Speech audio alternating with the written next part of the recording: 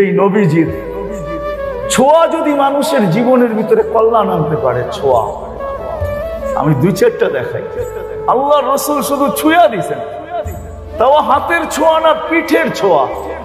যেই গাছে আল্লাহ রসুল খেজুর গাছে পিঠ লাগায় জুমার খুতবা দিতেন, যখন মেম্বর তৈরি হয় নাই, যেদিন মেম্বর তৈরি হয়েছে আল্লাহ রসুল বড় খুশি হয়েছেন যে দাঁড়ায় দাঁড়ায় খুতবা দেই।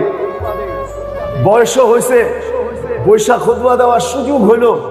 মেম্বরে যখন উঠতেছিলেন তো খেজুর গাছের কান্না মসজিদে নববী দেখছেন। সাহাবায়ে কেরাম শুনছেন, বাচ্চার মতো কাঁদতেছিল। সে আমাদেরকে কি মেসেজ দিতেছিল বলেন?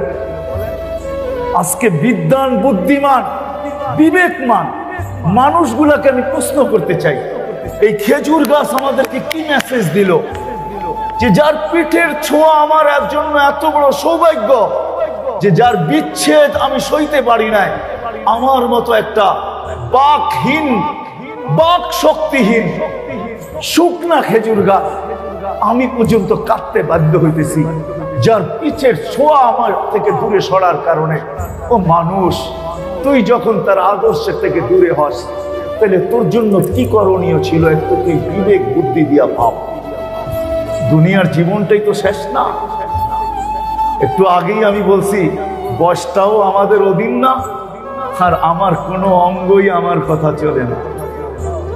আপনি যতই চিল্লান না কেন, যতই নিজেকে ফুটায় তোলেন না কেন, যতই নিজেকে সেলিব্রিটি ভাবেন না কেন, আপনার কোনো অঙ্গ আপনার কথায় চলে না। প্রমাণ আমি দিতে পারতাম যদি সময় থাকতো। আমি যদি শেষ বেলা আসতাম তো আমি 3 ঘন্টা নিয়ে আপনাদেরকে প্রমাণ দিতাম যে কোনোটা আমাদের কথায় চলে না, মালিকের কথায় চলে। মালিকের যদি চলতো, মালিকের কথায় চলে, যিনি অস্তিত্ব দিচ্ছেন ওনার কথায় চলে। রাগ হয় না, এই শরীরটা নিয়ে যদি পর্যালোচনা করতে হয় তাহলে হয়তো WHO অনেক কিছু বলবে, স্বাস্থ্য বিজ্ঞান অনেক কিছু বলবে, কিন্তু এক জায়গায় নিয়ে একে দাঁড় করায় দেওয়া যায়। সে বলতে বাধ্য হবে এই শরীরটা সবকিছু কোনো এক অদৃশ্য শক্তি দ্বারা চলে, এখানে চলার মতো কোনো টেকনিক নেই। অদৃশ্য কোনো শক্তি দিয়ে এটা চলে। নাইলে চোখে দেখার কি উপাদান, মুখে বলার কি উপাদান, কানে চলার কি উপাদান, বাকিগুলা বাদেই দিলাম। 3টা দেখাইলাম, কোনো উপাদান নাই, তারপরে এটা দেখতেছে, তারপরও বাকশক্তি বলতেছে, তারপরও কান শুনতেছে। মাঝে মাঝে আল্লাহ দেখায়, দেখতে দেখতে এখন আর দেখে না।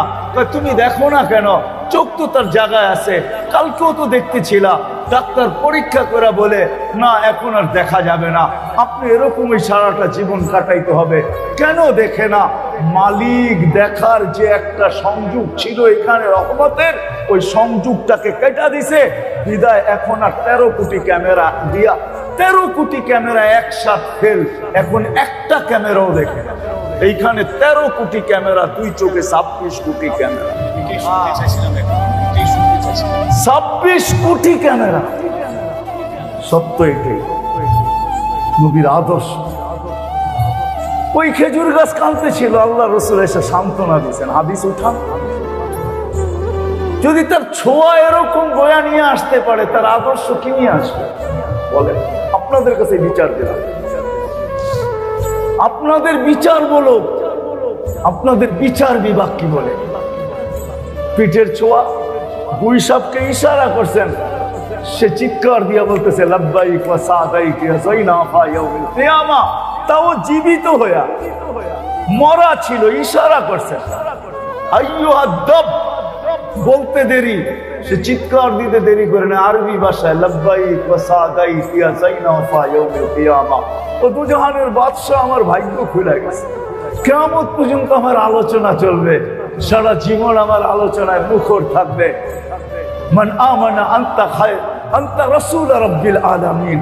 আমি সাক্ষী দিতেছি আপনি সমগ্র জগতের রবের রাসূল, খাতামুন নবিয়্যিন, আপনার পরে কোনো নবী নাই।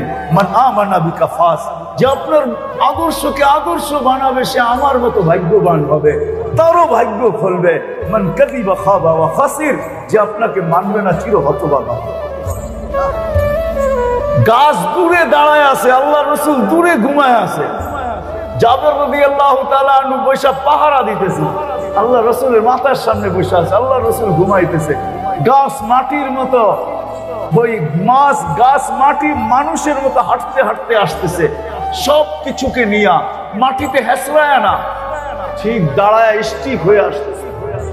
মাথার কাছে দাঁড়াইছে, আবার চলে গেছে, নিজের জায়গায় লেগে গেছে, কোনো মতে বুঝাই যায় না যে উঠছে আবার আসছে।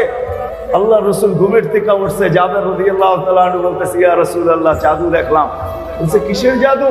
তার গাছটা মানুষের মতো হাঁটতে হাঁটতে আসলো, মাথার সামনে দাঁড়াইলো, মাথার সামনে দাঁড়াইলো, আবার চলে গেল। আল্লাহ রসুল বলতেছে, ও দূর থেকে আমাকে দেখতেছিল, মন ভরতে ছিল না। আল্লাহর কাছে দোয়া করছে, আল্লাহ একটু অনুমতি দেন না, মাথার কাছে দাঁড়ায় একটু আপনার বন্ধুকে দেখা আসি। সে যদি মাথার কাছে দেখা ধন্য হইতে পারে, ও বিবেকমান মানুষ, বুদ্ধিমান মানুষগুলা বলেন না, আমি আদর্শ দিয়া কেন ধন্য হব না? আল্লাহর কথাই তো সত্য। শেষ করতেছি, আমি আল্লাহর কথাই সত্য। যদিও কবি তার অক্ষরে, তার ভাষায় বলছেন, क्या वफा तूने मोहम्मद से तो हम तेरे हैं, ये दुनिया क्या चीज है, लौह कलम तेरे हैं।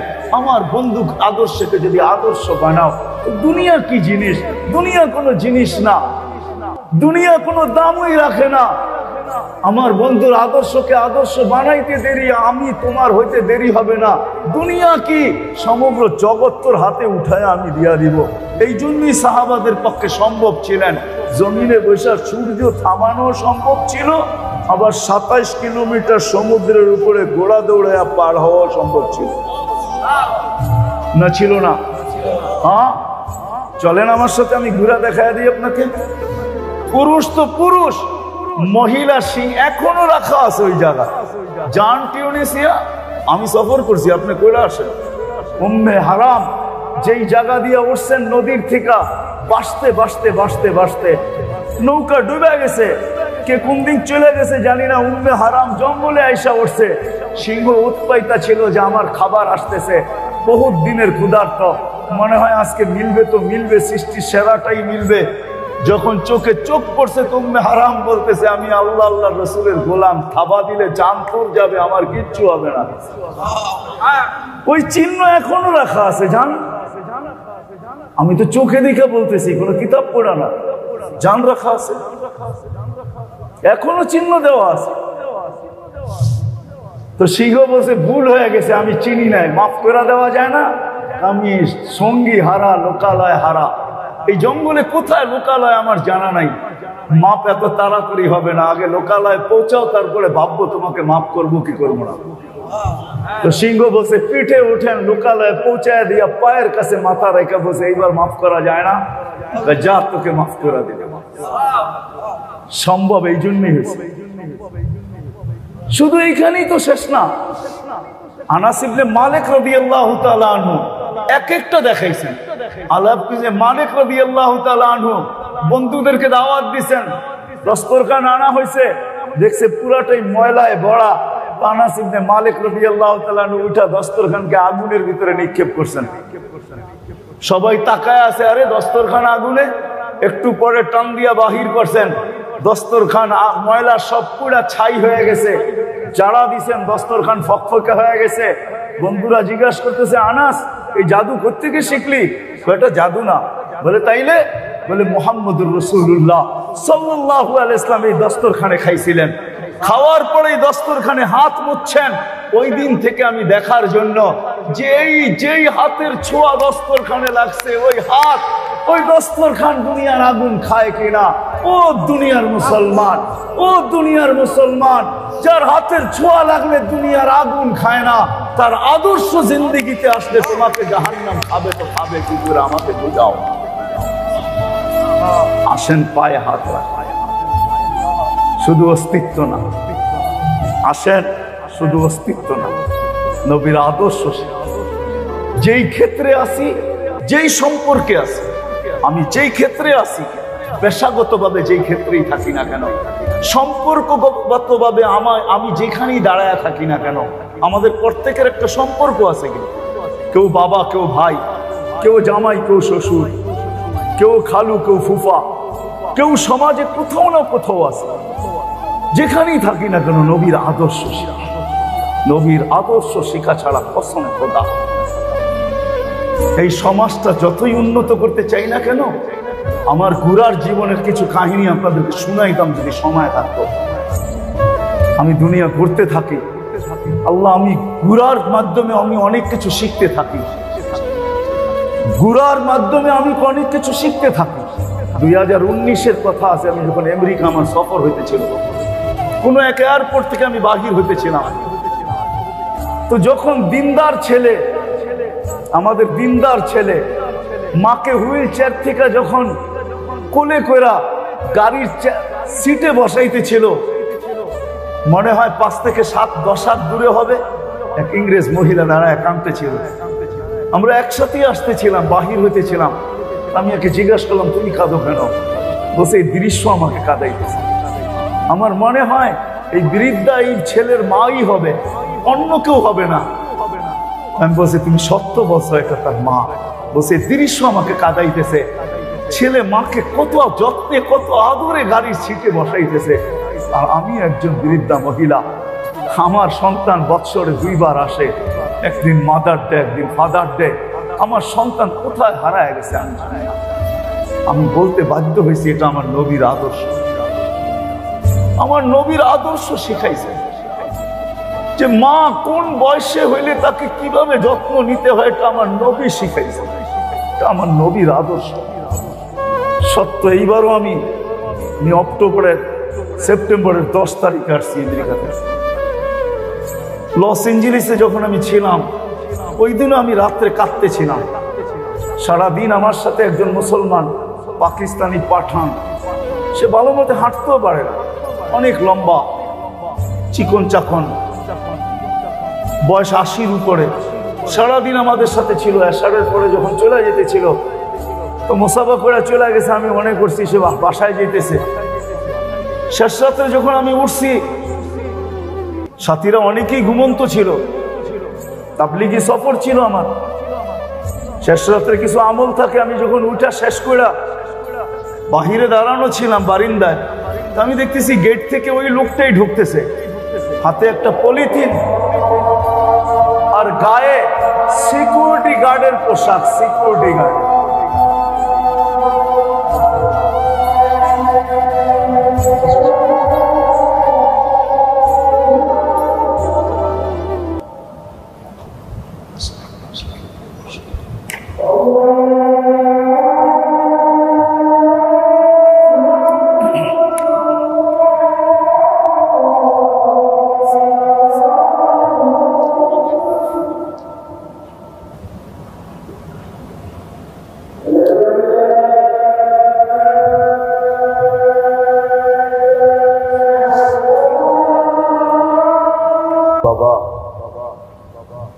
আমি এই চাকরি করি, এশারের পরে যাই, ফজরের সময় আসি। বাস্তবিক সত্য এটাই। রাসূলের আদর্শ যদি থাকতো, তাহলে এই বয়সের বাবাকে কোনোদিন সন্তান শিশু বয়সে সে যেরকম, তাকে যেরকম বাবে বুকের ভিতরে নিয়া, আমাদের বহুত সন্তানই আছে। আমরা যারা বাবা, কত রাত্রই না আমার সন্তান আমার বুকের উপরেই ঘুমায় রাত কাটাইছে, ঠিক না? না কাটায় না? হ্যাঁ, এই বয়সে তো বাবাও আমার বুকের উপরে বয়স ঘুমায় রাত কাটানোর কথা ছিল। নবীর আদর্শ না থাকার কারণে এই জন্য আসেন আবির্ভাবের সাথে সাথে, শানের সাথে সাথে জাযায়ে খায়ের দেখ ইসলামিক ফাউন্ডেশনকে।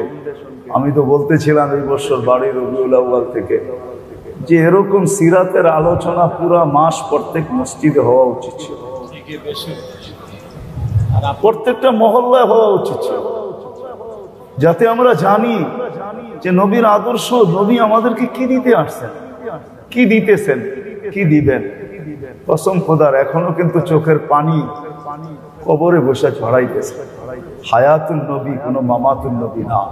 আমাদের রাসূল সাল্লাল্লাহু আলাইহি ওয়াসাল্লাম কবরে এখনো জীবিত, এখনো উম্মতের জন্য চোখের পানি ঝরায়। বিদায় আসেন আমরা রাসূলের আদর্শ শিখি।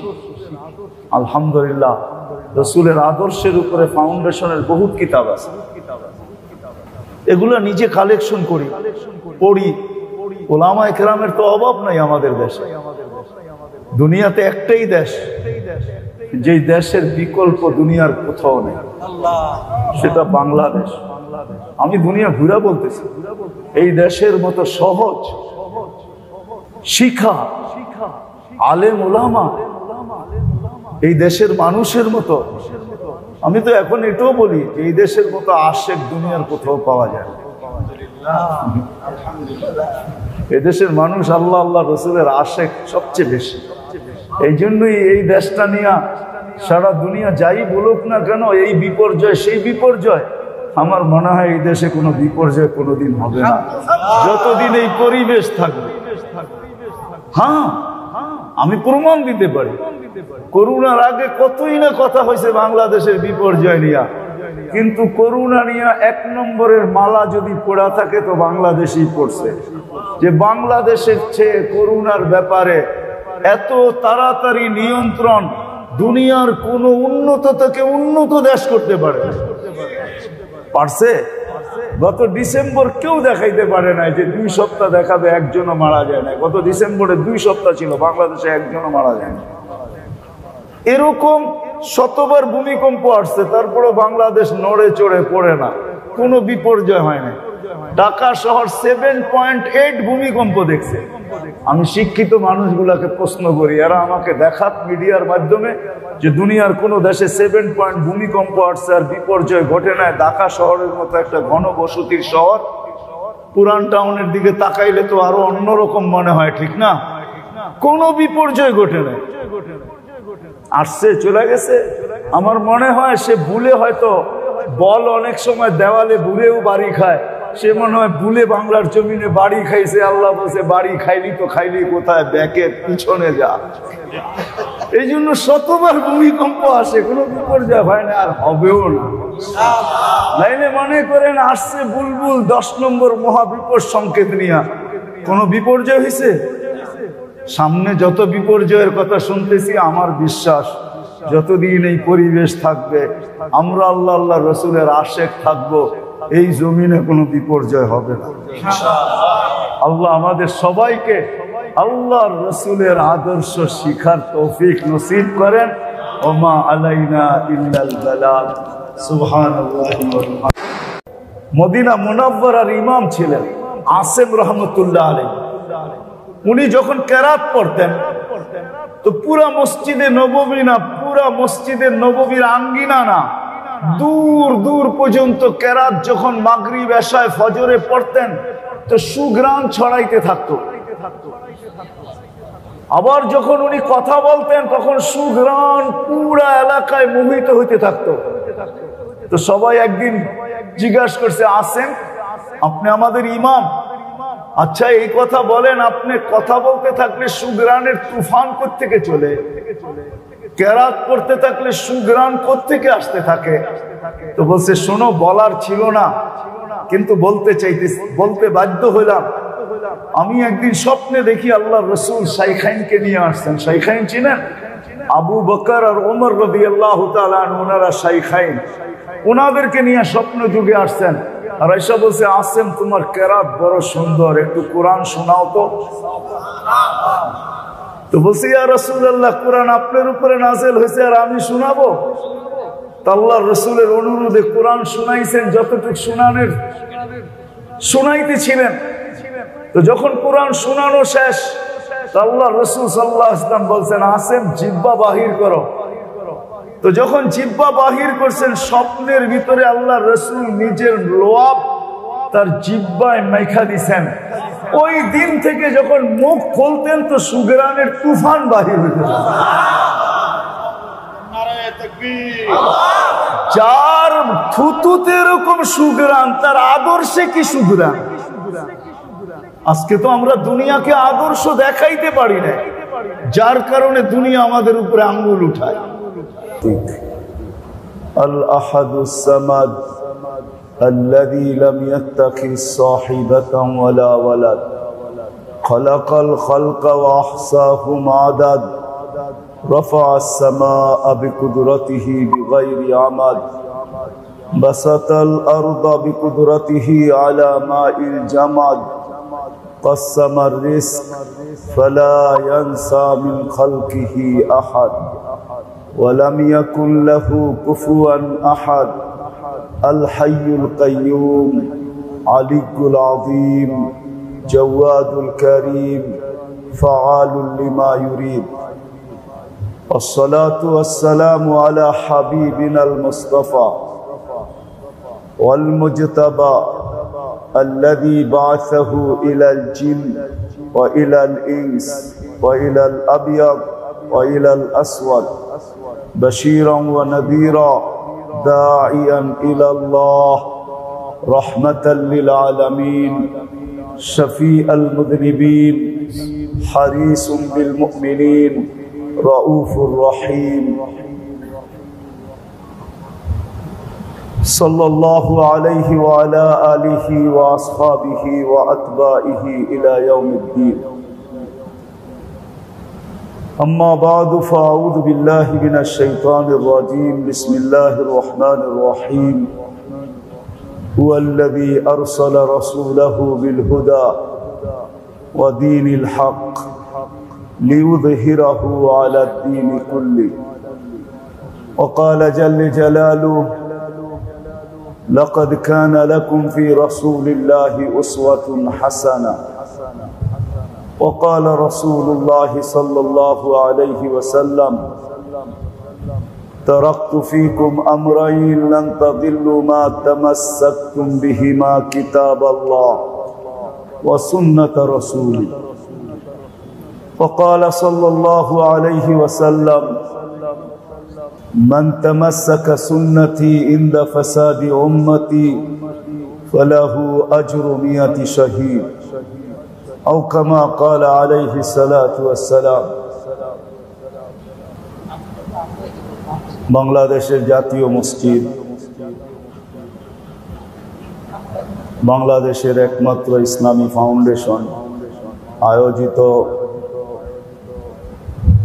এই ধারাবাহিকভাবে মিলাদুন নবী সাল্লাল্লাহু আলাইহি ওয়াসাল্লামের এই মুহূর্তের মজলিসের সম্মানিত সভাপতি,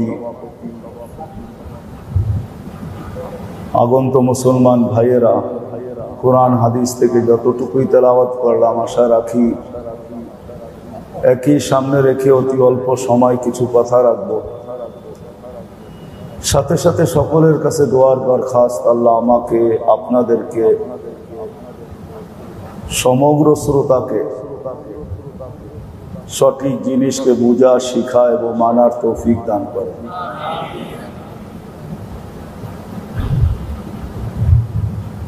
রাসূলুল্লাহ সাল্লাল্লাহু আলাইহি ওয়াসাল্লামের আবির্ভাব বা দুনিয়াতে আগমন বা পদার্পণ বা জন্ম নিঃসন্দেহে শুধু দুনিয়ার জন্য না, সমগ্র সৃষ্টির জন্য এটা রহমত স্বরূপ।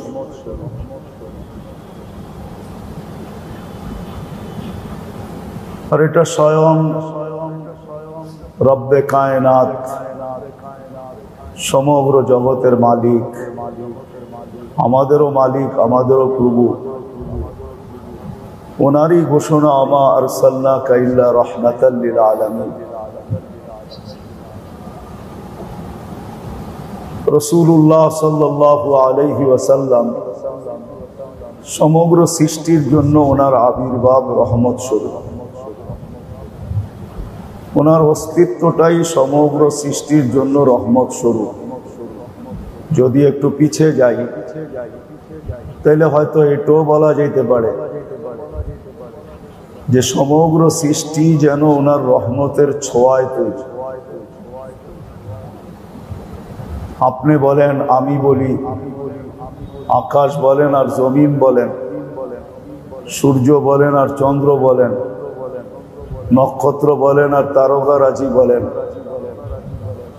সমুদ্র বলেন আর মহাসমুদ্র বলেন, নদী বলেন আর নালা বলেন, পাহাড় বলেন আর পর্বত বলেন, শাকসবজি বলেন আর তরুলতা বলেন, ফুল বলেন আর ফল বলেন, এমনকি এমন কোন সৃষ্টি নাই, জিবরিল বলেন আর মিকাইল বলেন, গভীরে গেলে দেখা যায় মনে হয় সবকিছু ওনার রহমতের ছোঁয়াই অস্তিত্ব লাভ করছে। যদি তা না হতো তাহলে আল্লাহ এই কথা কোনোদিন বলতেন না। বা আমাদের নবীজি সাল্লাল্লাহু আলাইহি ওয়াসাল্লাম, আমরা তো আসলে দুরুদও পড়তে চাই না, মন খুলে দুরুদ পড়া উচিত। ওইদিকে গেলে সময় অনেক চলে যাবে। আমাদের জয়েন্টে জয়েন্টে এখন যে সবারই ছোট হোক আর বড় হোক জড়তা, সবাই বলে এরকম কোনো মানুষ নাই যার জয়েন্টে জড়তা নেই। জড়তা বোঝেন তো? হয়তো হাত ভালো মতে কাজ করে না, কখনো পাও করে না, কখনো ব্রেন করে না, কখনো কোমর করে না। এটা না করার সবচেয়ে বড় কারণ হলো আমরা দুরুদে বখিল। আর বখিল যে হয় তার হাত কখনো প্রসারিত থাকে না, চাই সেটা স্ত্রী হোক চাই সন্তান হোক। বখিলের হাত সবসময় গুটানো থাকে। বখিলের হাত বোঝেন? বখিলের হাত কিন্তু সবসময় গুটানো থাকে। স্ত্রীর জন্য খোলে না, সন্তানের জন্য খোলে না। এমনকি ঘরের মানুষগুলো বলতে থাকে, বাবা তুমি বখিল আমাদের জন্য হইলা কেন? অন্যের জন্য হইলা ভাবলাম ঠিক আছে, কিন্তু আমাদের জন্য কেন তুমি বখিল? হাত কেন খুলতে চাও না? আর যে বখিল না, তার হাত সদা সর্বদা প্রসারিত থাকে। তো বখিলের হাত যেরকম গুটানো থাকে, সম্প্রসারিত হয় না, খোলে না, আমরাও দুরুদের ব্যাপারে বখিল বিদায় আমাদের জয়েন্ট গুলা খোলে না। রাগ হয় না? আমরা আল্লাহর রাসূলের নাম শুনি, মোহাব্বত করি বলে, কিন্তু মন খুলে দুরুদ পড়তে চাই না। মন খুলে যদি দুরুদ পড়া হয় তাহলে ইতিহাস বা কিতাব বা মানুষের জীবনী ঘাটলে দেখা যায় যে দুরুদের ভিতরে বিরাট বড় তাসির আছে, তাসির, ক্রিয়া আছে, এফেক্ট হয়। আজকে আমরা মন খুলে দুরুদ পড়তে পারি না। যেখানেই রাসূলুল্লাহ সাল্লাল্লাহু আলাইহি ওয়াসাল্লাম নাম আসে সবাই বলে মনে মনে পড়ি। না না, এটা মনে মনে পড়ার জিনিস না, এটা তো মন খুলে পড়ার জিনিস। এটা যত পড়বে ততই, একটা কথা রাগ হয় না, কথার মোড় অন্যদিকে চলে গেল আপনাদের চুপ থাকার কারণে। আমরা যখনই মসজিদে ঢুকি তখনই কিন্তু একটা দোয়া পড়ি। কি দোয়া পড়ি? আল্লাহুম্মা ইফতাহলি আবওয়াবা রাহমাতিক, আল্লাহ রহমতের দরজা যেন আমার উপরে খোলা থাকে। এটাই মনে হয় এটা স্বাভাবিক অর্থ। রহমতের দরজা যেন আমার উপরে কখনো বন্ধ না হয়। এখন যদি আল্লাহকে প্রশ্ন করি, আল্লাহ সদা সর্বদা রহমত বর্ষিত হোক, এটা বুঝবো কি করে? তো আল্লাহ বলতেছে, আমার বন্ধুর উপরে একবার দুরূদ পড়বে, আমি 10 বার রহমত পাঠাবো। তাহলে 100 বার পড়বে, কয়বার আসবে? 1000 বার পড়বো, কয়বার আসবে? 10,000 বার পড়বো, কয়বার আসবে? 24 ঘন্টায় তো এত রহমতের প্রয়োজন নাও হইতে পারে। মনে হয় বুঝাইতে পারি না। রহমত যে চাইলাম, আল্লাহুম্মা ইফতাহলি আবওয়াবা রাহমাতি, একটু বিবেক দিয়া বাবা উচিত। আল্লাহ বিবেক মানুষকে বুদ্ধি, বিবেক, বিদ্যা এই জন্য দেন নাই, এসব কিছু এই বস্তুর পিছে লাগায় দিবে, নিজের পিছে মোটেই লাগাবে না। আজকে আমরা সারাদিন দুনিয়ার পিছে লাগাইতেছি। যান এই ফুটের দোকানগুলাকে দেখেন, এই বিশাল নিচের মার্কেটওয়ালাদেরকে দেখেন, চতুর্দিকের অফিসওয়ালাদেরকে দেখেন, সারাদিন বিবেক, বুদ্ধি, বিদ্যা সব কিছু দুনিয়ার পিছে। ছোট জীবনটা 60-70 বছরের জীবনটার পিছে আর এই ছোট দেহটার পিছিয়ে লাগায়া দেয়। কিন্তু একটা কথা এখানে এটাও আছে, দেহের কোন জিনিসটা আমার কন্ট্রোলে আছে বলেন? কেউ হাত উঠায় বলো। যে দেহের এই জিনিসটা আমার কন্ট্রোলে আছে, এটা আমার কথা ছাড়া চলে না। কি বলতে পারবেন কোনোটা? তাইলে আমার চোখে চশমা কেন আসলো? আমি তো কোনোদিন চাই না আমার দৃষ্টিশক্তি কমুক, তো আমার চোখ তো আমার কন্ট্রোলে না, তাহলে আমার চোখে কেন চশমা আসলো? অঙ্গ প্রত্যঙ্গ গুলা ড্যামেজ কেন হয়? একটাও তো আমি চাই না। কিডনি ওয়ালা কোনোদিন চায় না আমার কিডনি ফেল হোক আর আমি ডায়ালিসিসে যাই, সে কোনোদিন চায় না।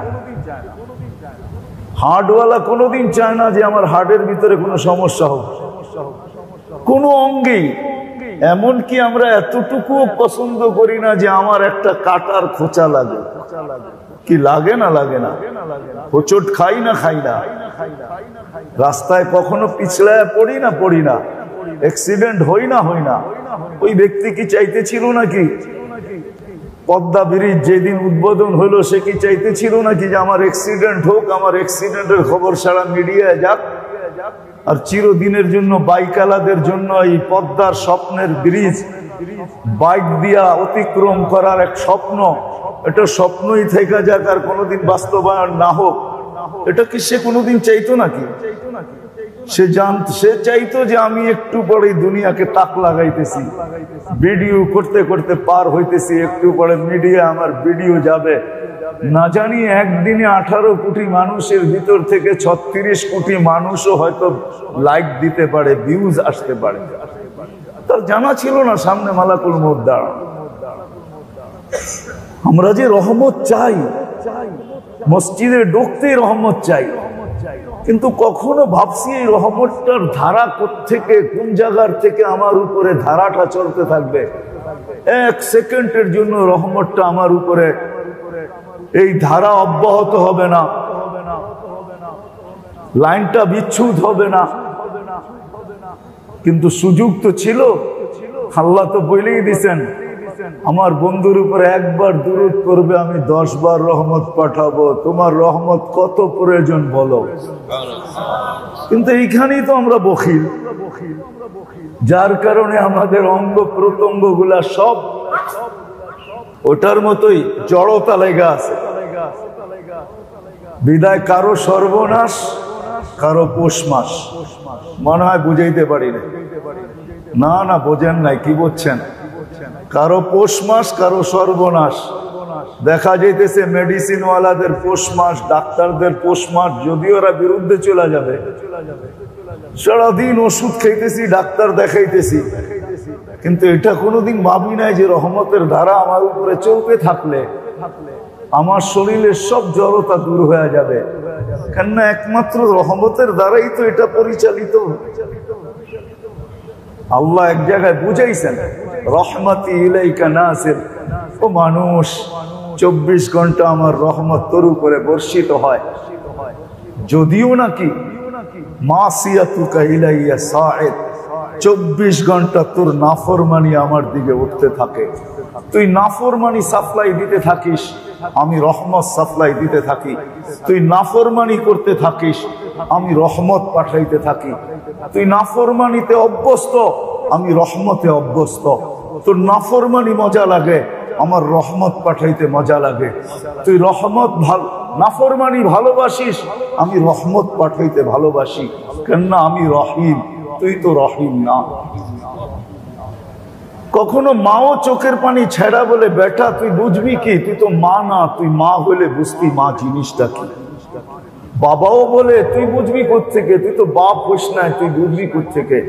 যদি তুই বাপ হইতি তাহলে বুঝতি তুই বাপ জিনিসটা কি।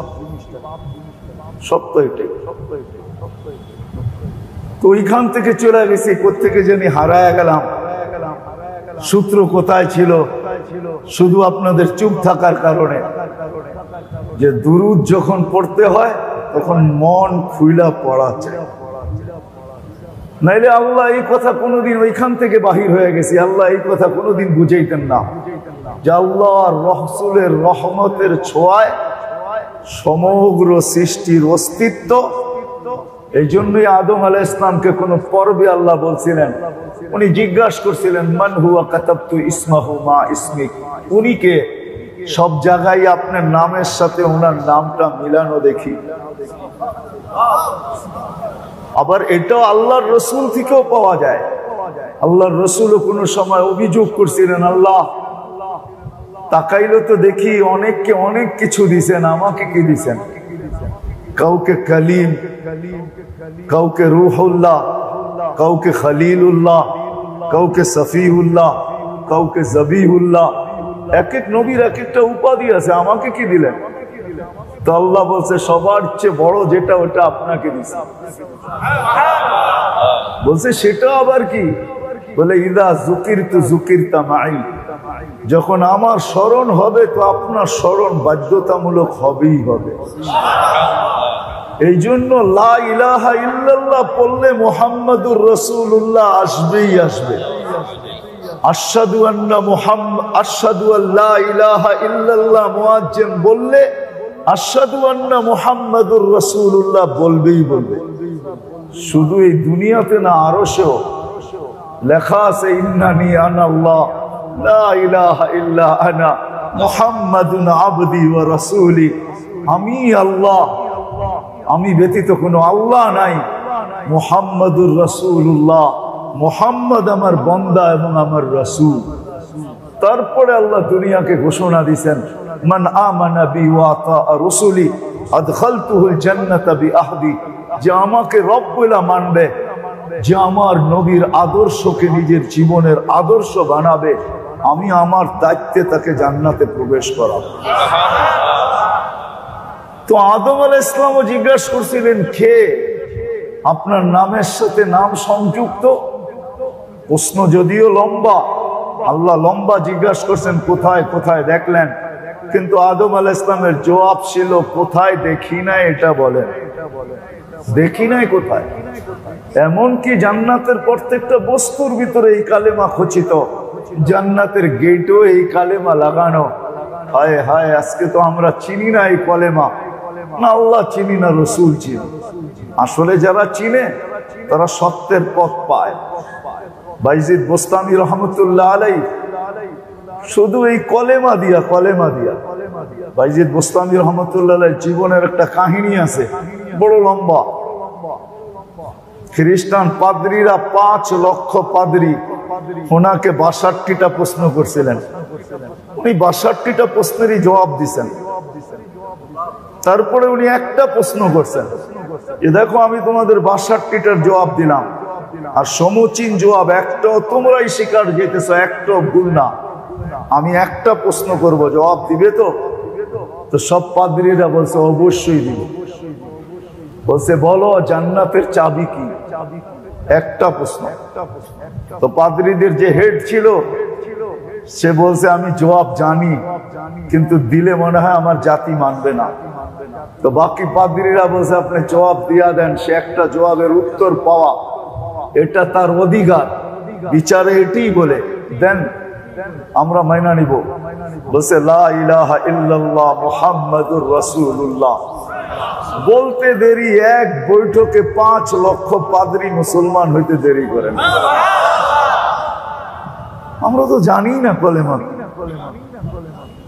তো যেখান থেকে শুরু করলাম আমি, যে রাসূলুল্লাহ সাল্লাল্লাহু আলাইহি ওয়াসাল্লামের আবির্ভাব, পদার্পণ, জন্ম, দুনিয়াতে আসা, এটা শুধু দুনিয়ার জন্য না, সমগ্র সৃষ্টির জন্য রহমত,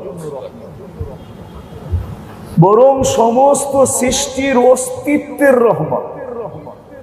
সমগ্র সৃষ্টি অস্তিত্ব, আমরা যে যেখানেই ব্যক্তিত্ব দেখাই না কেন, আপনার ব্যক্তিত্বের ছোঁয়ার ভিতরে মুহাম্মদুর রাসূলুল্লাহর রহমতের ছোঁয়া আছে, নাইলে আপনার আমার অস্তিত্ব হইতো না। কেন আল্লাহ জবাব এটাই দিছিলেন, লাউলাহু লামা খালাকতুকা ইয়া আদম আলা তারিফুহু, তুমি একে চিনো না, উনি যদি না হইতো তাহলে তোমার অস্তিত্ব হইতো। সত্য এটাই। বিদায় ওই অস্তিত্ব নিয়ে আলোচনা, পুরা অস্তিত্বটাই রহমত। কিন্তু আমি অস্তিত্বের সাথে সাথে আরেক দিকেও যাব। অস্তিত্বটা যদি এরকম হয়, তাহলে ব্যক্তিত্বটা যদি এরকম হয়, তাহলে তার আদর্শটা কিরকম হবে? বাবার বিষয় এটা, শুধু অস্তিত্ব নিয়ে ভাবা বিষয় না।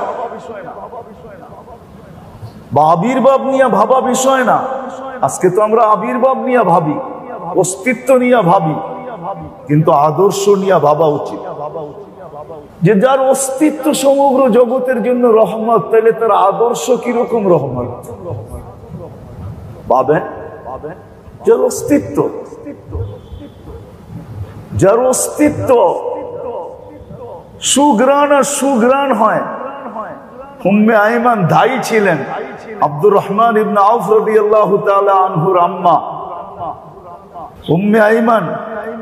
সে নিজে বলতেছিল যে আবির্ভাব কান্নাল মিসকা ইয়াফুর, এক এক ইঞ্চি আসতেছিল আর সমগ্র জগৎটা সুগ্রাণে মোহিত হইতেছিল। যার অস্তিত্ব সমগ্র জগৎকে সুগ্রাণে, হাজারো কাহিনী আছে আবির্ভাবের সময়। আমি মোটা মোটা কয়েকটা বলতেছি, মোটা মোটা যার আবির্ভাবের কারণে আবির্ভাবের ক্রিয়া বা তাসির বা প্রতিফলন এতটুকু হইতে পারে যে যেই আগুন 1400 বছর ধরে নিভে নাই, জমিনে পা রাখতে দেরি, ওটা নিতে দেরি হয় না। যে উপস্থাপনা জীবনে কোনোদিন করবে বলে কেউ ভাবে নাই, রাসূলুল্লাহ সাল্লাল্লাহু আলাইহি ওয়াসাল্লামের আবির্ভাব হতে দেরি, ওটা ভাঙা পড়তে দেরি হয় না। একটা বাবার বিষয় আছে, কিন্তু চিন্তা করলে বোঝা যাবে। আল্লাহ রাসূলুল্লাহ সাল্লাল্লাহু আলাইহি ইসলামকে দুনিয়াতে আসার জন্য সুবে সাদেকের সময়টা কেন নির্বাচিত করলেন? প্রশ্ন আসে যে সুবে সাদেকটা কেন নির্বাচিত হলো? 24 ঘন্টার ভিতরে তো সময় অনেক ছিল, ঠিক না? কি বলেন? সময় ছিল না? অনেক সময় ছিল, কিন্তু সুবে সাদেকটা কেন নির্বাচিত? আল্লাহ বুঝাইতে চাইতেছেন, সুবে সাদেক আইসা যেরকম স্লোগান দিতে থাকে, রাতের অন্ধকারকে বলতে থাকে আমি কিন্তু উঠতেছি, তোমার আর থাকার সুযোগ নাই, তাড়াতাড়ি তোমার গাট্টি সাট্টি সব গুছাইতে শুরু করো, একটু পরেই কিন্তু সূর্য উকি দিবে, আর তুমি 12 ঘন্টার জন্য তোমার গাট্টিকে গুছায়া তুমি অন্ধকারে চলে যাবে, অন্ধকারে চলে যাবে, তোমার আর এই জমিনে থাকার সুযোগ নাই। আল্লাহর রসুলকে আল্লাহ দুনিয়াতে আসার জন্য সুবে সাদেক নির্বাচিত করছেন এই জন্য যে একটা তো দুনিয়ার সূর্য উঠলে রাতের অন্ধকার যাইতে বাধ্য হয়, আর আরেকটা দুনিয়া আখেরাতের সূর্যকে আমি সুবে সাদেকের সময় উদিত করা সারা দুনিয়াকে জগৎকে মেসেজ দিতে চাইতেছি যে সুবে সাদেক উদিত হইতেছে, এখনই উদিত হবে দুনিয়া আখেরাতের সুবে সাদেক উদিত হবে। ও দুনিয়ার অন্ধকার, ও দুনিয়ার অন্ধকার, যেটাকে বেদিনীর অন্ধকার বলে, ও অন্ধকার, সমস্ত অন্ধকার কিন্তু সতর্ক হও, তোমাদেরকে গুটায় একদিন না একদিন অন্ধকারের ভিতরে অন্ধকারে চলে যেতে হবে। এই জন্যই আল্লাহ রসুল কোন এক সময় বলছিলেন, বড় দুঃখের সময় বলছিলেন, মেয়েরা যখন, ওনার 2 মেয়ে যখন চেহারাকে পরিষ্কার করতেছিল আর কাঁদতেছিল যে আব্বা আপনার এই দুরবস্থা, চিনা যায় না চেহারা, সারাদিন কাফেররা চেহারায় মাটি মারছেন, কেউ থাপ্পড় দিছেন, বিকাল বেলা যখন ফিরে আসছে তো হুজুর সাল্লাল্লাহু আলাইহি ওয়াসাল্লামের 2 মেয়ে ফাতেমা রাদিয়াল্লাহু তাআলা আনহা এবং আসমা, এই 2 জন যখন পানি নিয়ে যায় চেহারা মুছাইতেছিলেন আর কাঁদতেছিলেন, আব্বার 2 এই অবস্থা, তখন বলছিলেন মেয়েদায় কাট, কলিজার টুকরা তোমরা কাইদো না, ইন্নাল্লাহা বাসা আবাকা বিদীনিন, তোমার আব্বাকে আল্লাহ এরকমের জিনিস দিয়ে পাঠাইছেন, লা ইয়াবকা বাইতা আবার ওয়ালা মাদা, কোন কাচ্চা পাক্কা ঘর এরকম থাকবে না, আদখালাল্লাহু বিইজ্জি আজিজিন, যে ঘরেই ঢুকবে, যেই ঘরালারা এটাকে আলিঙ্গন করবে, তাদেরকে দুনিয়া তো ইজ্জতের উচ্চ শিখরে বসানো হবে, আর আখেরাত ইজ্জতের উচ্চ শিখরে বসানো হবে। আও বিদিল্লি দালিলিন, বা যারা এটাকে আঙ্গুল উঠাবে, আঙ্গুল ঘৃণার পাত্র মনে করবে, ধিক্কার দিবে, ঘৃণিত লাঞ্ছিত মনে করবে, অবহেলিত মনে করবে, দুনিয়ার জীবন তো কাটবে, কেননা 60-70 বছর এটা কাটতে পারে, এটার গতি হয়তো আল্লাহ রোধ করবে না, কেননা সীমারেখা যতদিন না আসে অতদিন পর্যন্ত আল্লাহ গতি রোধ করেন না। যদি রোধ করতেন তাহলে বাইতুল মুকাররমে মাগরিবে যতটুকু মুসল্লি হয়েছে আমার মনে হয় এর চেয়ে 10 গুণ মুসল্লি বাইতুল মুকাররমের নিচে বিভিন্ন গলিতে গলিতে ঘুরতে ছিল, ঠিক না? হ্যাঁ, আজান হইতো আর কেউ উপরে উঠে আসতো না, এটা কি হইতো? কি বলেন, হইতো নাকি? কি বুঝা বলতেছেন না বুঝা? আল্লাহর পাওয়ার যদি আপনি দেখেন, ছোট্ট একটা পাওয়ার দেখাইতেছি। 2020-এ করোনা নামের একটা ভাইরাস আসছে, এখনো এটা আছে, ঠিক না? যদিও মাত্রায় কম, খুবই কম,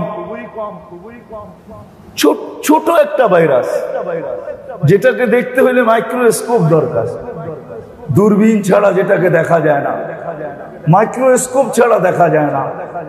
সারা দুনিয়াটা এতটুকু উন্নত, সারা দুনিয়ার মানুষ এতটুকু শিক্ষিত, যেটা মনে হয় দুনিয়া কোনোদিন এর পূর্বে ছিল কি ছিল না, এটাই ছিল সত্য।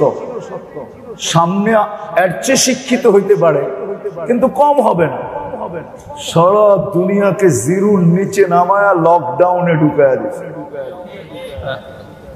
তাহলে আল্লাহ ইচ্ছা করলে বাধ্য করতে পারতেন না যে আজান হবে মসজিদে না আসা ব্যতীত। একজন যদি বলতো মসজিদে জায়গা হবে না, তাহলে দ্বিতীয় হয়তো ব্যবস্থা হইতো যে প্রত্যেকটা গলিতে জায়নামাজ বিছাও, দোকানে বিছাও, দোকানের ভিতরে বাহিরি আল্লাহু আকবার বলে দাঁড়ায় যাও। নাইলে আমাদের অলৌকিক আধ্যাত্মিক চোখে না দেখার মতো এরকম কিছু জিনিস আল্লাহর কাছে আছে। আল্লাহর কাছে ডিফেন্স কম নাই। আমরা ভাবি আমাদের ডিফেন্সই শক্তিশালী, ঠিক না? কিন্তু আল্লাহর ডিফেন্সের কিন্তু অভাব নাই, আছে নাকি অভাব? হ্যাঁ, আপনি কি বলেন যে অ্যাটম বোম বেশি শক্তিশালী না মশা শক্তিশালী? হ্যাঁ, যুক্তি কি আপনার? কেন? কোথায় অ্যাটম বোম, কোথায় মশা? যুক্তি হইল এটা অ্যাটম বোম মানুষের আবিষ্কার, মশা আল্লাহর আবিষ্কার। মশার সৃষ্টিকর্তা আল্লাহ, স্বয়ং আমাদের রব, এই জন্য এটা পাওয়ারফুল। আল্লাহ যদি মশাকে বলে তাহলে মশাও ডানায় উঠাবে অ্যাটম বোম, আর যেইখানে বলে ওইখানে নিয়ে রাইখা চলে আসবে, না পারবে না? হ্যাঁ, এই জন্যই তো একটা কথা প্রচলিত আছে, আর এটাই সত্য।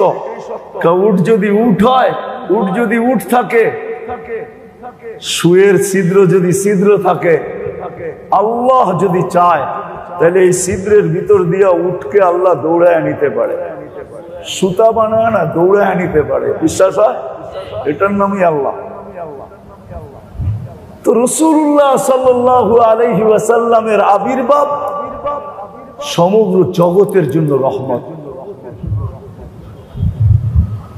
যদি আবির্ভাব এরকম রহমত হয়, আমি 2-4টা দেখাবো, তাহলে রাসূলুল্লাহ সাল্লাল্লাহু আলাইহি ওয়াসাল্লামের আদর্শ কি হয়? আবির্ভাব যে রহমত স্বরূপ, এর কারণেই আমাদের অস্তিত্ব, নাইলে আমাদের কোনোদিন অস্তিত্ব হতো না। যে লেখছে সত্যই লেখছে, যদিও আঙ্গুল উঠানো হয়, কিন্তু অর্থের দিক দিয়ে তাকাইলে দেখা যায় এটাই সত্য। রসুল আসছেন বিদায়ী জগৎ আসছে। রসুল না আসলে কোনোদিন জগৎ আসতো না। সূর্য কোনোদিন আলো পাইতো না, চন্দ্র কোনোদিনই মিটি মিটি আলো দিত না, তারকা রাজিও কোনোদিন উজ্জ্বল হতো না। কসম খোদার সত্য এটাই। রাসূলুল্লাহ সাল্লাল্লাহু আলাইহি ওয়াসাল্লামের আলো দ্বারাই সবকিছু আলোকিত। বিদায় ওনার আবির্ভাব যেরকম রহমত স্বরূপ, এর চেয়ে কুঠি গুণ বেশি রহমত স্বরূপ হলো ওনার রাসূলুল্লাহ সাল্লাল্লাহু আলাইহি ওয়াসাল্লামের আদর্শকে মানা হতো। কোন বৃদ্ধাশ্রমের অস্তিত্ব আসতো না। সন্তান কোনোদিন মা বাবাকে বৃদ্ধাশ্রমে রেখা আসতো না। তখন তো শাফি রহমতুল্লাহ আলাইহির মতই করতেন, যে সারা দিন পরিশ্রম করে আসতেন, বাবা ছিল না, মা বৃদ্ধা ছিলেন, আর বৃদ্ধ মানুষ ঘুম কমই আসে, শরীরে মানুষ হিসাবে মানুষের শরীরে রোগ ব্যাধি বয়সের কারণে আসে, এটা স্বাভাবিকই। ওনার আম্মা দুর্বল ছিলেন, সারা রাত্র মার পাও টিপা মাকে ঘুম পাড়াইতেন, তেল মালিশ করে ঘুম পাড়াইতেন, মাঝে মাঝে পায়ের তালুতে চুমা দিতেন। মা কাইপা উঠতো আর বলতো, বেটা তোর পবিত্র ঠোঁট, যে ঠোঁট 24 ঘন্টা আল্লাহর জিকিরে রত থাকে, প্রতিদিন 24 ঘন্টায় তুই এক কোরআন খতম করিস, 30 পারা পড়িস, হাজারো হাদিস নিয়ে গবেষণা করিস, হাজারো ছাত্রকে পড়াস, বেটা তোর এই পবিত্র ঠোঁট আমার পায়ের তালুতে। তো বলতেছে, মা তোমার পায়ের তালুতে আমি চুমা দেই না, আমি তো আমার জান্নাতে চুমা দিয়া মাঝে মাঝে জান্নাতের মজার স্বাদ, জান্নাতের কি মজা এটা আমি স্বাদ নিতেছি, তোমার পায়ের তালুতে চুমা দেই না।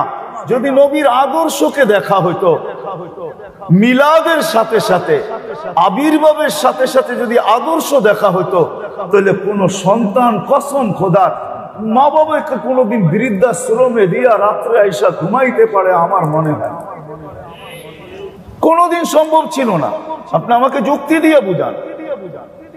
শুধু শাফি রহমতুল্লাহ আলাই না, ইতিহাস উঠান, শুধু শাফি রহমতুল্লাহ আলাই না, সারা রাত্র মার মাথার কাছে পানি নিয়ে দাঁড়ায় থাকা সহজ হয়, কেননা জানে মার মাথার কাছে তা পানি নিয়ে দাঁড়ায় থাকা আর নিজের ঘুমকে বিসর্জন দেওয়া কি গটাইতে পারে, এটা নবীর আদর্শ, যার কারণে দাঁড়ায় আছে। আর দুনিয়া জানে সকালবেলা মা যখন চোখ খুলছেন আর দাঁড়ানো দেখছেন যে বেটা, ছেলেকে যখন দেখছেন মার মাথার কাছে দাঁড়ানো, বলছে বাচ্চা দন কতক্ষণ দাঁড়ায় ছিলে? বলছে মা যখন থেকে পানি চেয়ে চোখ বন্ধ করছো ওই সময় থেকে দাঁড়ায় আসি। বলছে বেটা উঠাইস না কেন? বলছে মা বয়স হয়ে গেছে তোমার, ঘুম ভাঙা গেলে যদি আর ঘুম না আসে, ভাবতে ছিলাম আমি ঘুম কোরবানি করি, আমি বিসর্জন দেই, মা একটু ঘুমায় আনে, এক সময় না এক সময় উঠবে, তখনই পানির পেয়ালা হাতে ধরায় দিব। মা কিন্তু পানির পেয়ালা আগে নেন না, হাত দুইটা আগে উপরে উঠায় দিচ্ছে, হাত দুটা কিন্তু আগে উঠে দিচ্ছেন বাইজিদ বুস্তামি রহমতুল্লাহ আলাইহি। বাবার বিষয় কিন্তু জানি না মিডিয়ার মাধ্যমে আমার কথা কত দূর যেতেছে। মিলাদ যদিও আবির্ভাব, এটা নিয়ে আমার কোনো আপত্তি নাই, বেশক এটা খুশির দিন। আল্লাহ রসুলের আবির্ভাব সমগ্র জগতের জন্য খুশি, আমাদের জন্য খুশি, নাইলে আল্লাহর এতটুকু সম্পর্ক আমরা কোনোদিন পাইতাম না। ওনার আবির্ভাব যদি না হইতো তাহলে আমাদেরকে আগের থেকে আল্লাহ বাছাই করা করা করা আলাদা রাখতেন না। কোরআন আমাকে বুঝায়, হুয়া জিতাবাকুম ওমা জাআলা আলাইকুম ফিদ-দীনি মিন হারাজ মিল্লাত আবিকুম ইব্রাহিম হুয়া সাম্মাকুমুল মুসলিমিন। সমগ্র মানব জাতিকে অস্তিত্ব দিয়া, রূহকে পয়দা করা আল্লাহ আমাদের রূহগুলাকে আমাদেরকে আগে নিজের কুদরতি হাতে বাইছা বাইছা বাইছা বাইছা বাইছা বাইছা আলাদা নিয়ে রেখা দিছেন। সারা দুনিয়া জিজ্ঞাসা করছে এদেরকে আলাদা কেন করলেন, আলাদা কেন রেখা দিলেন? বলছে এটা আমার বন্ধুর উম্মত, এটা আমার বন্ধুর উম্মত, এটা নির্বাচিত উম্মত, এটাকে নির্বাচিত করা হলো, এটা নির্বাচিত উম্মত, এটা আমার বন্ধুর উম্মত, এটা বাছাইকৃত উম্মত।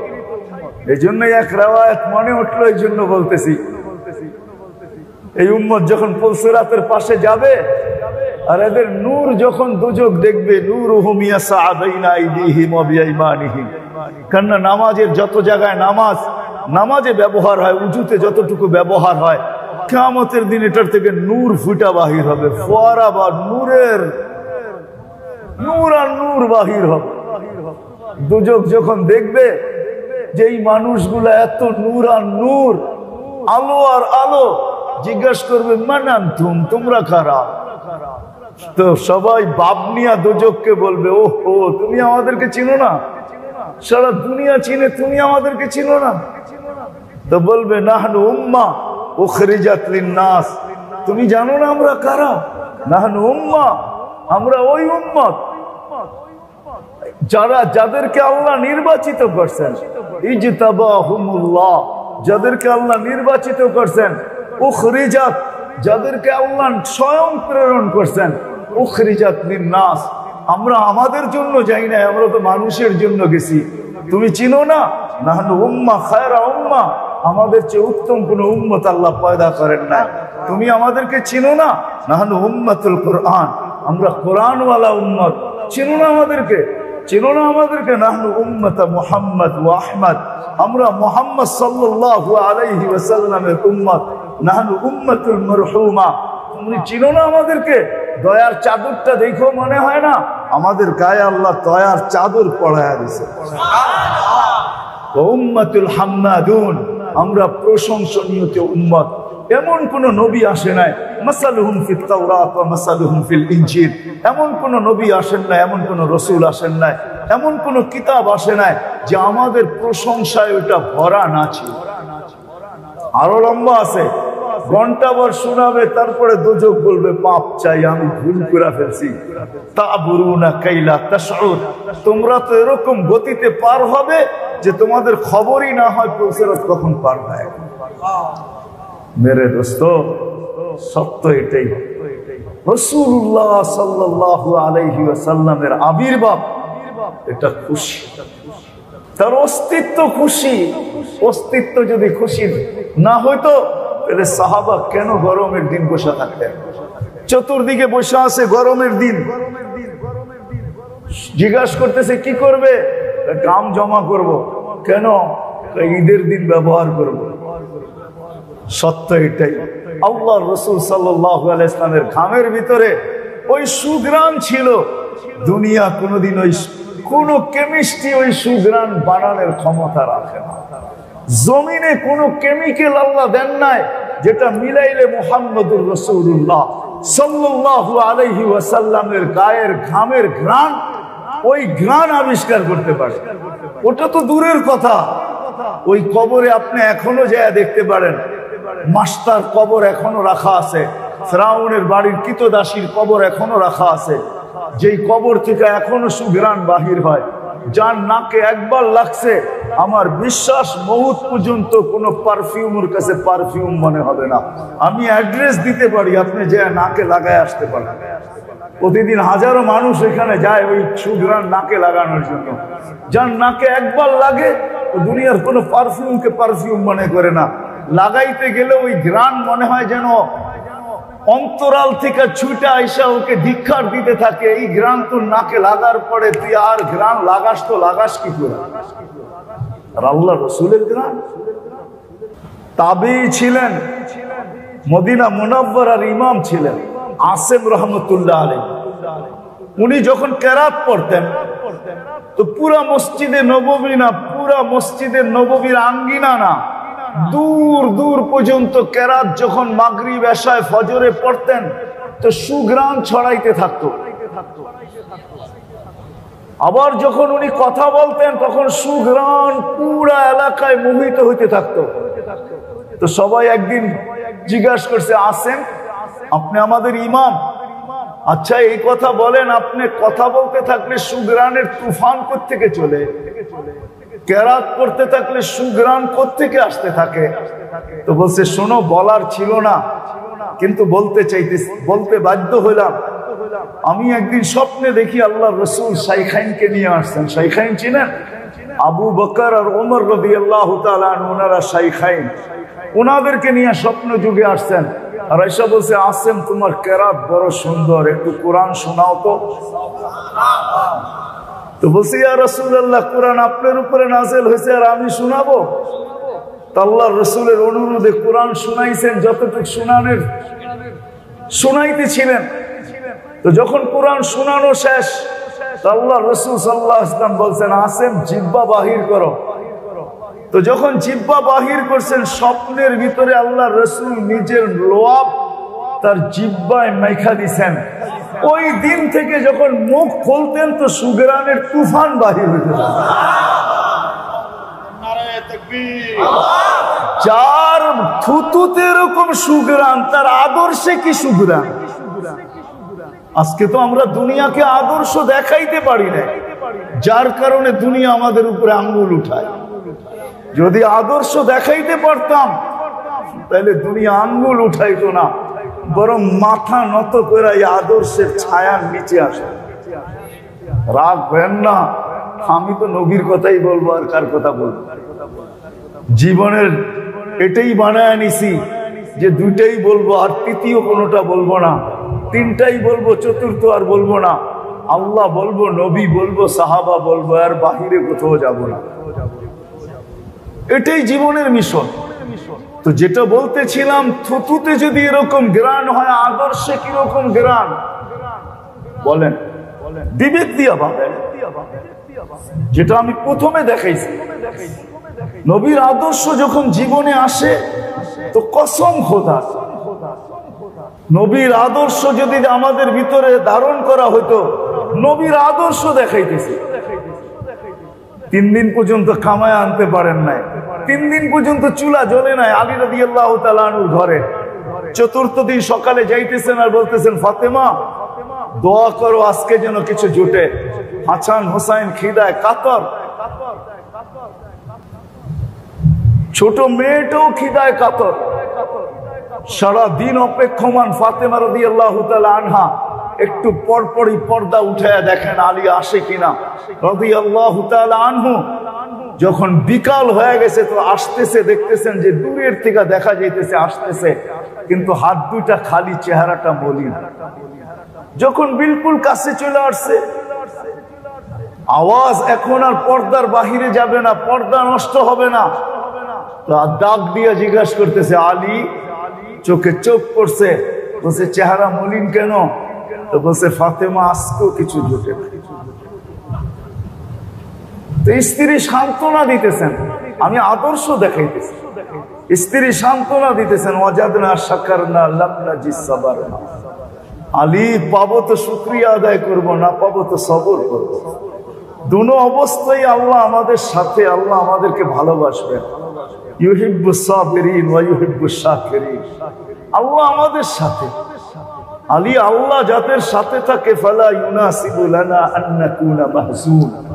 আলী যাদের সাথে আল্লাহ থাকে তাদের চেহারা মলিন হওয়ার শোভা পায় না। তোমার চেহারা মলিন কেন? হাস্য উজ্জ্বল চেহারা না কেন? মলিন কেন? হাসো। তাইলে দরজা খুলবো, নাইলে কিন্তু খুলবো না। স্বামী স্ত্রীর ব্যাপার, আলী হাইসা দিছেন, দরজা খুলছেন, তারপরে আলী রাদিয়াল্লাহু তাআলা আনহুর কথা উনি বলছেন, খায়রুন নিসা নিসা ফাতেমা। ফাতেমার চেয়ে উত্তম কোন মেয়ে নাই। আল্লাহ অস্তিত্বই দেন না, আবার দিবেন কোত্থেকে? নাইলে মেয়েদের ঝান্ডা তার হাতে আসলো তো আসলো কি করে? যখন ঘরে ঢুকতেছেন তো আলী রাদিয়াল্লাহু তাআলা আনহু বলতেছেন, ফাতেমা সাররাত ওয়া তাবাসসামাত। ফাতেমা মুস্কি মুস্কি হাসতেছিল আর খুশিতে আত্মহারা ছিল। তো আমি দোয়া না দিয়া পারি নাই, আমি কাঁধে হাত রেখা দোয়া দিছি, রাহিমাল্লাহু ইমরাআতান। ও ফাতেমা, তুই না, শুধু তুমি না, তোমার মতো যে মেয়েরা কিয়ামত পর্যন্ত হবে, সবার জন্য আমি রহমতের বৃষ্টির দোয়া দিলাম। বলছে, ফাতেমা এটা কোত্থেকে শিখলে? বলছে, আব্বা শিখায়। বলে, এই জন্যই নাকি তুমি এক টোকায় দরজা খোলো? বলে, অবশ্যই। তুমি আসার আগে আমি দরজায় পিঠ লাগায় দাঁড়ায় থাকি, কিছু আনো আর না আনো, টোকা দিলে যেন দরজায় না লাগে, আমার পিঠে লাগে, আমি যেন এক টোকায় দরজা খুলে দিতে পারি, তুমি যেন দরজা টোকাইতে না থাকো। সারাদিন পরিশ্রম করে বাইরে যায়া কলিং বেল টিপাটাও একটা কষ্টদায়ক জিনিস হয় না? হয় না? মনে হয় বুঝাইতে পারি না। দরজা টোকানোটাও একটা কষ্টদায়ক জিনিস হয়। এক টোকায় যদি খুলে দিল তাহলে মনটা বড় প্রফুল্ল হয়, আর যদি 10 বার টোকা দেওয়ার পরে খোলে তো ভিতর থেকে মনটাও জানি কেমন করে। সারাদিন তোমাদের জন্য পরিশ্রম করে আসলাম, খাইটা আসলাম, মাথার ঘাম পায়ে ফেললাম, এক টোকায় দরজাটা খুলবে, সময় মতো একটু দরজাটা খুলে দিবে, তাও পারো না। বিভিন্ন দিক দেখাও যে এটা সেটা। তো বলছে, এটা নবীর আদর্শ ছিল। যদি আদর্শ আমরা আদর্শবান হইতাম, আপনাদেরকে আমি কতগুলা গণায় দেখাবো। বাপ যদি নবীর আদর্শ, বাপ যদি নবীর আদর্শে আদর্শবান বাপ হইতো, তাহলে কোন সন্তান মা বাবার কি বলে কোন সন্তান মা বাবার বিরুদ্ধে যেতে পারে না, মা বাবার নাফরমান হতে পারে না। কোন সন্তান, হায় হায় আজকে তো আমাদেরকেও দেখতে হয়, শুনতেও হয়, পড়তেও হয়, সইতেও হয় যে সন্তানের হাতে মা বাবার জান, সন্তান মা বাবাকে হত্যা করে। এই আদর্শ তো আইয়ামে জাহেলিয়াতও ছিল না। আব্দুর রহমান ইবনে আবু বকর বলতেছিল বাবাকে, বাবা বদরের যুদ্ধে বহুতবার তুমি আমার তরবারির নিচে চলে আসছিলা, আমি হাতও দিয়া দিছিলাম তরবারিতে, কিন্তু আমার ভিতর আমাকে চিৎকার দিয়া বলতেছিল যে বাপের উপরে তরবারি চালাবি তো চালাবি কি করে। আমার দিল আমাকে চিৎকার দিয়া বলতেছিল বাপের উপরে তরবারি চালাবি তো চালাবি কি করে। আমি বাবা সরে গেছি, তোমার উপরে তরবারি চালাই না। আইয়ামে জাহেলিয়াত তো ছিল না, ওইখানে তো দিলের একটা চিৎকার ছিল।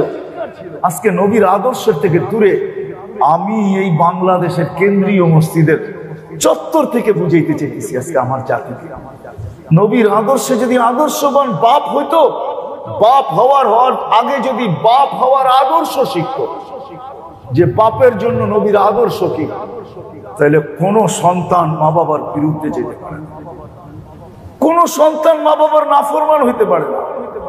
স্বামী হওয়ার আগে যদি স্বামী হওয়ার আদর্শ শিখত, তো কোন স্ত্রীর হাতে কোন স্বামীর জান চাইতে পারে না, কোন স্ত্রী স্বামীর বিরোধিতা করতে পারে না। সে তো আনলেও খুশি হবে ফাতেমার মতো, না আনলেও দরজা খুলা দিবে। বলেন সুখের জীবন। কোন স্ত্রী যদি স্ত্রী হওয়ার আগে স্বামীর আদর্শ, আল্লাহ রসুলের থেকে স্ত্রী হওয়ার আদর্শ শিখে, তাহলে আমার মনে হয় না সারাদিন পরিশ্রম করার পরে যখন বাড়িতে ফিরবে, আমার মনে হয় সত্য এটাই হবে যে স্ত্রী এই কথা বলবে, তুমি ঘুমাও, আমি পায়ে একটু তেল লাগায়া দিই, মাথায় একটু তেল লাগায়া দিই, শরীরটা একটু মেসেজ করে দিই। আপনি যদি বলেন তুমি ঘুমাবে না, বলবে আমি তো সারাদিন খাটটার পাশেই থাকি, আমি তো সারাদিন ঘরেই থাকি, খাটটা তো আমার চতুর্দিকেই থাকে, আমি পিঠটা দিনে লাগায় নিব। তুমি তো অফিসে যাও, তুমি তো কাজে যাও, চারটায় তো পিঠ লাগানো যায়, কিন্তু পিঠ শরীরটা লম্বা করা যায় না। তুমি তো কোথাও দিনে পিঠ লাগাইতে পারো না। সারাদিন অনেক সেলসম্যান আছে, সারাদিন দাঁড়ায় সেলসম্যানের কাজ করতে হয়, তুমি তো সারাদিন দাঁড়ায় থাকো। আমি তো কখনো তুমি সুযোগ পাও না একটু আরাম করার, তুমি আরামে ঘুমাও, আমি শরীরটা একটু মেসেজ করে দেই, আমি ঘুমটা দিনে পুরা করে নিব। তুমি তো আমাদের সংসারটা দেখতেছ। আরো না জানি কত মনের কথা বলতো, আর স্বামীকে আরামে ঘুম পড়াইতো যদি স্ত্রী হওয়ার আগে সে নবীর আদর্শকে শিখত। সন্তান যদি সন্তান হওয়ার সাথে সাথে মা বাবা কি জিনিস এই আদর্শ শিখত। হয় মনে উঠলো আমার, যখন বিদায় হজে যাইতেছিলেন আল্লাহ রসুল, বিদায় হজে যখন যাইতেছিলেন সাল্লাল্লাহু আলাইহি ওয়াসাল্লাম, আম্মা জানের কবর আমি 2 বার দেখছি, বিদায় আমার অনুভূতিটা একটু বেশি। আমি 2 বার আম্মা জানের কবর দেখছি, আবু আমি 2 বার গেছি। যখন ওই কবরের পাশে আসছেন 70,000 সাহাবা ছিল, সবার থেকে অনুমতি নিছেন আমি মার কবর জিয়ারত করতে যাব, তোমরা কেউ উপরে আসবে না, আমি একটু মন গোড়া মার কবর একা একই জিয়ারত করব। উপরে উঠা গেছেন, একটু পরে কান্নার আওয়াজ আসতেছিল। সাহাবা তো সাহাবাই, ঠিক না? ওরকম ভালোবাসা আমরা কোত্থেকে দেখাবো, আর ওরকম মানাই আমরা কোত্থেকে দেখাবো?